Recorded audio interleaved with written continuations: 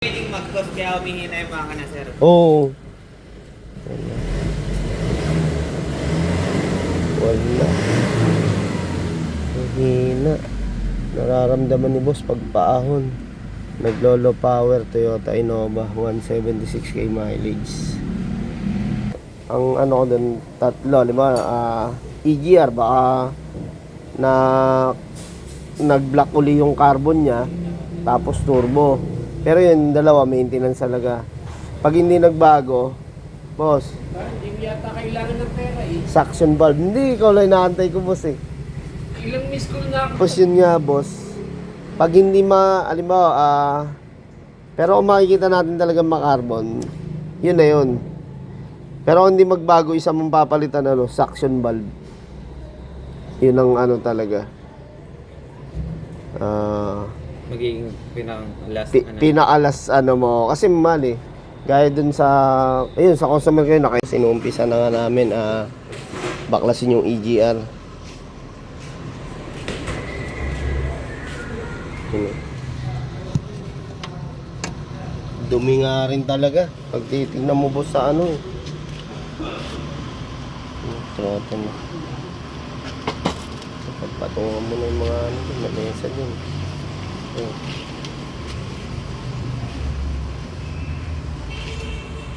Yung mga boss mga kinakalasan natin, tapos may napansin nga rito si partner, medyo kulang-kulang yung tornilyo ng EGR. Ayan, hanapan na lang natin, iba kasi yung kompletong mga tornilyo natin dyan. Pwede magkaroon ng singaw. Siyempre pag may singaw, pwede rin mag-cause ng pag tumagal, low power. Ayun mga boss, nakita nga nila partner, hindi gaano kadumi ang intake, kasi nalinisan na nga rin to nung 120, ngayon nasa 170. Hindi ganun kakapal. Ang nakita lang natin ito, ayan yung mga pipe ni boss, yung mga duktungan, ayan ikita mo yung usok, lumalabas na rito yung itim mo. Ibig sabihin, hindi ganun kahigpit. Ayan, kita naman natin lumabas yung itim. Kaya pwede mag-cause ng low power etong singaw na to. Ayun, sana nga makuha natin yung problema ni boss para solve agad. Kitang-kita sa mga gasket hindi pantay yung mga sunog sa kabila, lumabas yung carbon. Kaya ito rin, kabilaan, labas ang carbon. Mga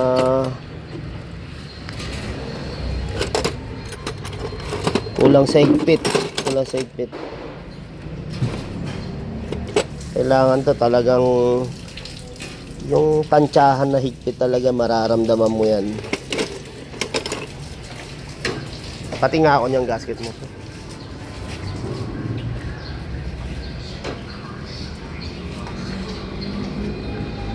Sa ang bilis na linisan mga boss hindi ganun kakapal Yun lang kagandahan sa pinagawa ni boss dito sa atin. Marami tayong nakita na walang tornilyo, tsaka maluwag yung pagkakabit nitong EGR tsaka mga pipe niya. Okay.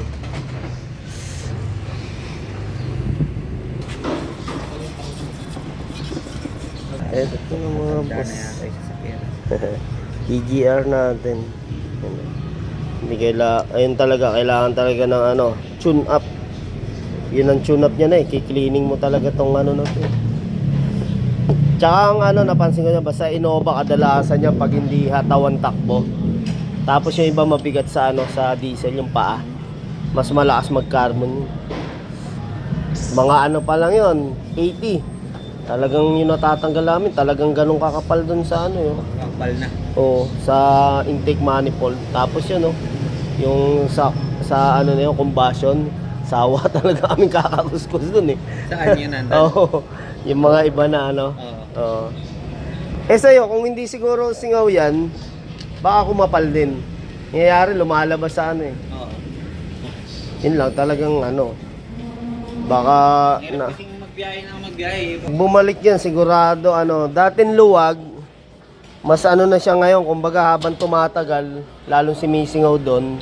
Maluwag na po dati. Oo, hindi ganun kahigpit yung. Kasi hindi luluwag yan kung mahigpit eh. Opo. Kaya, ayun, malaking chance sa atin dito na umokay yung sasakyan mo. Okay, linisan na natin to.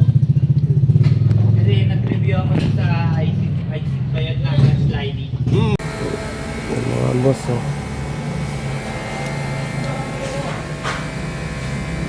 Konti lang gaminito rito.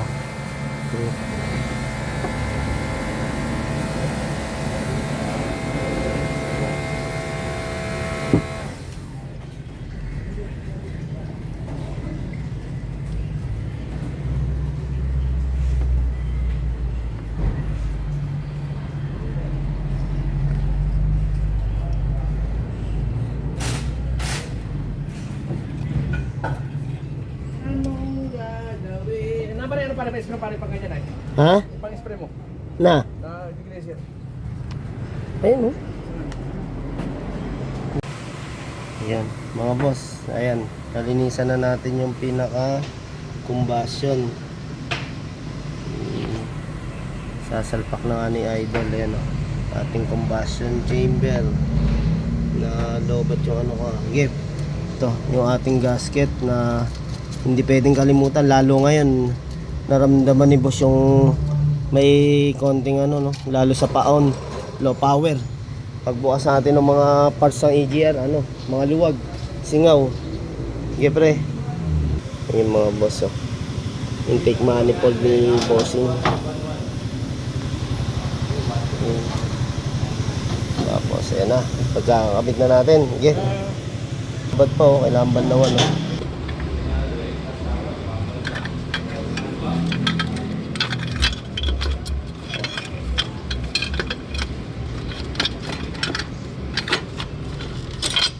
On.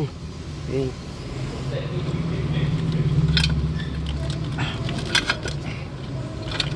Ba, ano sabi?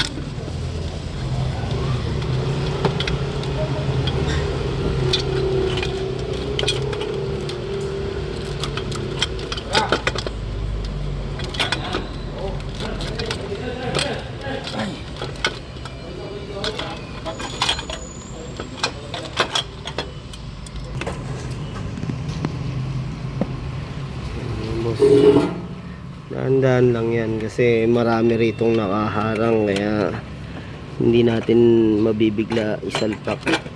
Kuha lang tayo ng diskarte. Yun, okay. Yung mga boss, sasalpak Panila natin. yung ano ng EGR ano, sa akin to. Oo, ano, hindi nila mabunot, ano. Hindi pa nila. Pero kumakagat pa naman. Hirap talaga yung mga ganong ano, persado eh.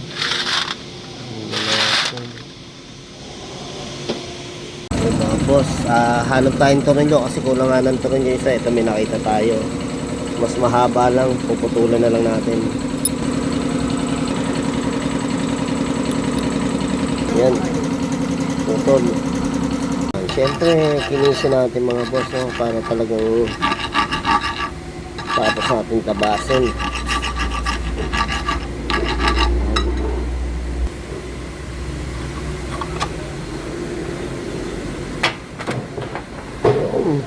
Oh, ha? Ito, kulang pa na itong tatlo. Dami pala na walang tornilyo, no? 12. Yan, mga boss.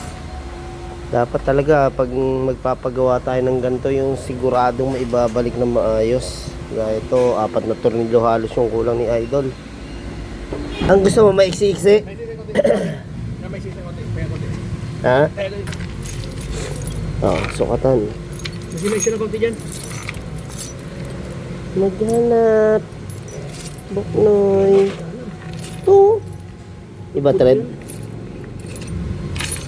Mga boss, na linisan na rin natin yung throttle ni boss niya. Spray natin ng ano to, pang ating airflow sensor o mga pang sensor. Mat siya, no? CRC. Kasi minsan may hindi kaya ng degreaser na kailangan tanggalin nito.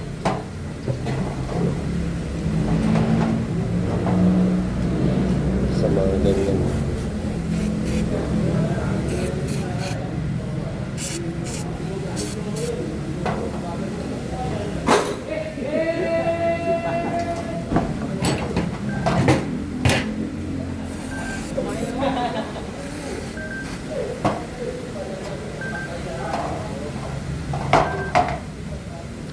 Wala eh.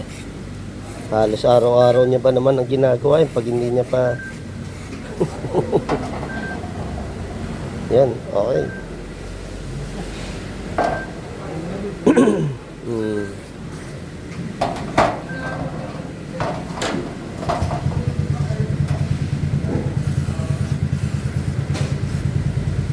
Anong project ngayon sa dulo? Dito lang. Start na nga natin mga boss. Okay, dito mo lang. Okay. Di, Dito lang, boss. start natin.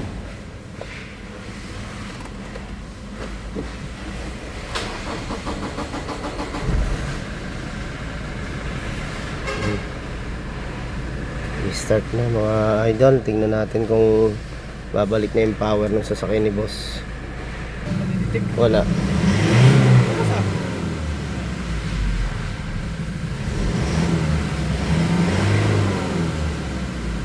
Hindi pa rin gaya.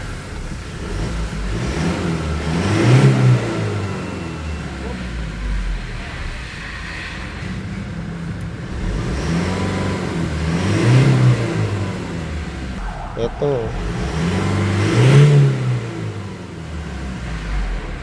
Tama natin linisan to. Yung map sensor nga lang malinis mga boss.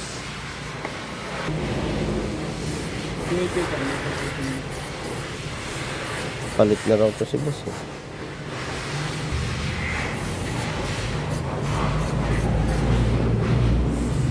Yung ano, original. Boss, i-scan pa namin kasi para nakukulangan pa ako sa hatak. Yan. Natin yung frame number PA2. Yan.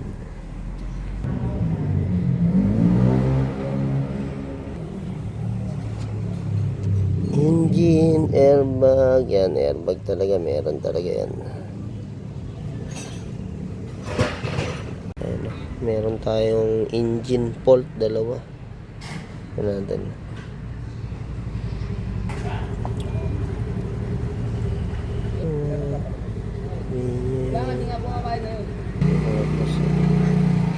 D1604 natin sa engine na yun. Konektado sa fuel yung ano ni boss, kaya medyo kulang sa hatak. Pwede yung fuel pump, fuel filter, o kaya nalinisan injector na ito boss, ano? Injector nalinisan naman. Pwede ring yun nga, mahinang klase ng fuel. Pwede sa wiring. Sige, ikot muna natin boss bago ano ha. Okay. Yun.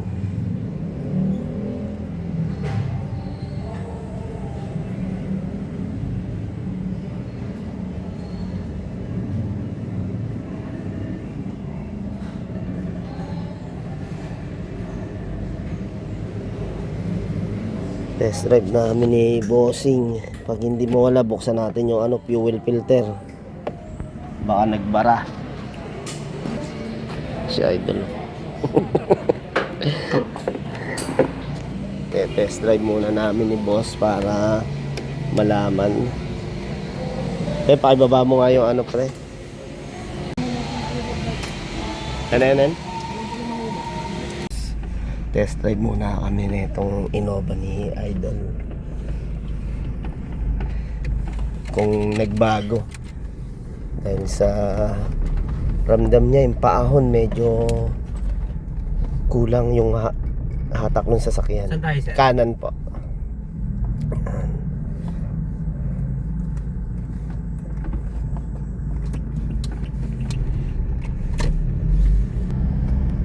Okay, diretso lang tayo, boss. Diretso lang, sir. Oo, diretso lang.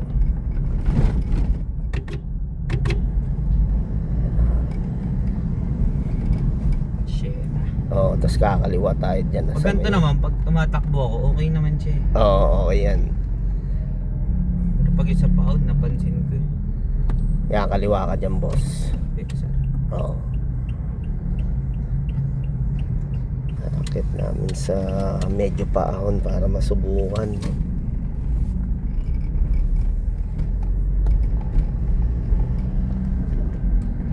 Uli dyan, boss. Kaliwa. Dito, sir? Oo, kaliwa ka dyan.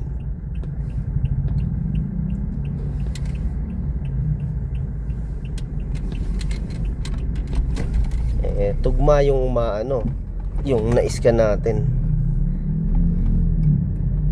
Sige, dire-diretso lang, boss.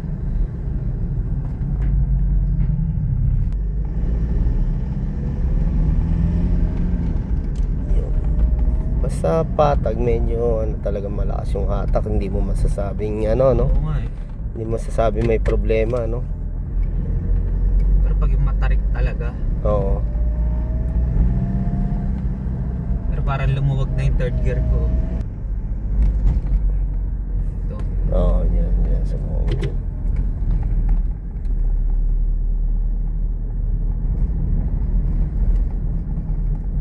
Nakakaahon. Umaahon na. Ha? Umaahon na. Okay na. Medyo okay eh. Oo. Ano mo na lang sa diesel. Basta pagka nandito ka, mag-diesel ka muna ng Petron. Pero may biyahe naman to, sir. Konektado sa fuel.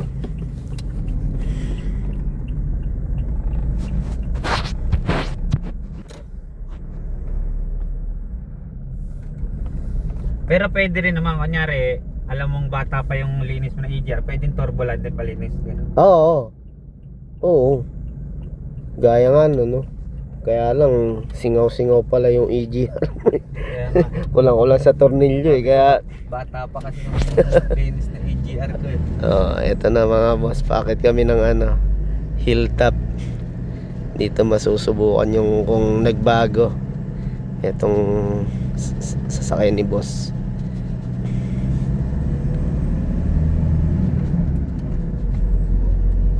Yan, nakatres ka niyan, boss. Ha? Tres yan? Oo. Medyo nagbago. Oo. Ha? Oo, ahon na. Oo. Ayun. Tas baka kailangan mo rin ng diesel na maganda-ganda. Pag may nadaanan ka dun sa inyo ron na Petron, di ba halim mahal, kargahan mo na. Di ba halim mahal. Ayun, pwede ka na imikot. Yan na yung isa pa dyan, gusto mo pa dyan? Sige nga, sir. May isa pa dyan ahon, May isa di pa ba? niya mas mataas eh. Oo.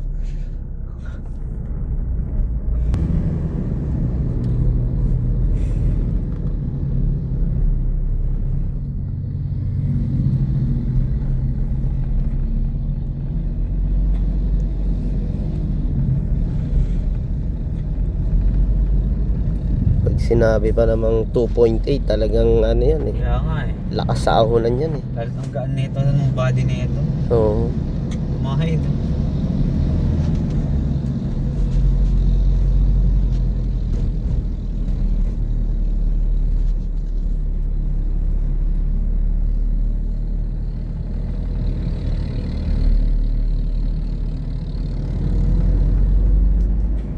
Sakto lang ba, sir, sa tingin mo? Yung ahon, oo. Oo, kasi Sakto lang ang hatak ko. tres din kasi yan eh. Hindi, kumbaga sa talagang yan eh,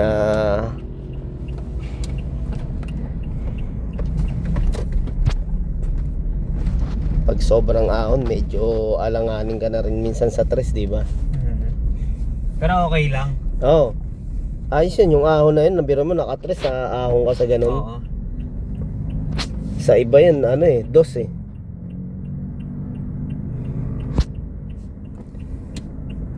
Ayun, mukhang okay naman na tong ano, sasakay ni Bossing. Ay. Opya. Sige lang, boss. Dito natin.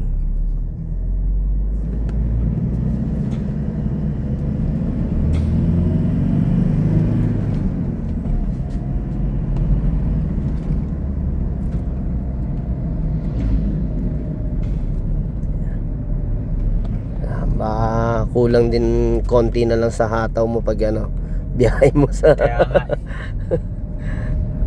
Pag hinahataw ba yun na ilalabas yung carbon, sir? Oo. Labas yan. Tsaka yung ano nga, fuel line, pwedeng ano, liminis. Pero sa manual, may nakikitang ano eh, no? Sa tingin, ano ba yun ibig sabihin, sir? Alin? Yun, yung nakikita natin. Basa natin na yun, ano, konektado sa fuel ano mo, pump, fuel injector. Yun nabasa natin na yun. Konektado yun. Suction valve o electrical. Pero minsan hindi tayo mag-ano sa electrical kasi wala siyang check engine eh.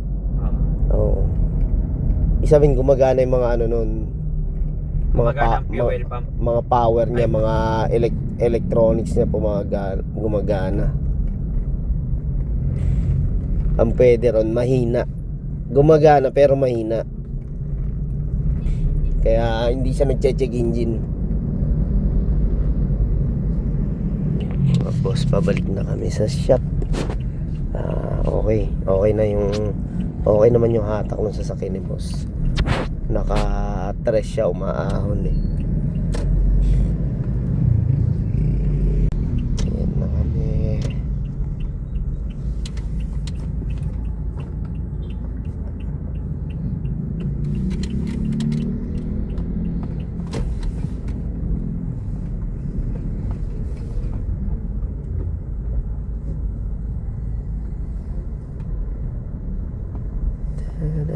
Sir, pwede makairon ng motor mo? May kukunin lang ang pera sa Palawan, sir.